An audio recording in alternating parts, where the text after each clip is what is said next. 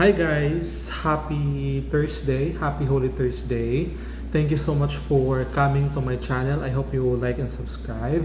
Pero wala lang, gusto ko lang mag-praise kay Ate Klang sa ginawa niya pagpili kay Mika. No?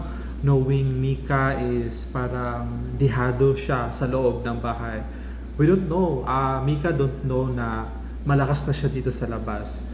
Pero si Ate Klang, dun sa loob ng bahay, wala siyang ka-idea na parang, siguro yung idea sa mga housemate nun is dihado na pag si Mika yung magiging partner, di ba? Pero actually si Ate Klang, believe na talaga ako sa kanya dati pa. Yung sa The Voice pa, yung kay Coach Sarah pa siya, namangha na talaga ako sa kanya.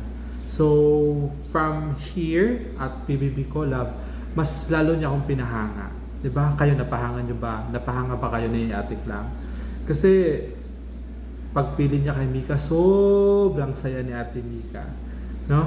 Akala ko si Easy yung pipiliin niya kasi dalawang babae naman natira sa Sparkle People. So, Sparkle Artist pala. People.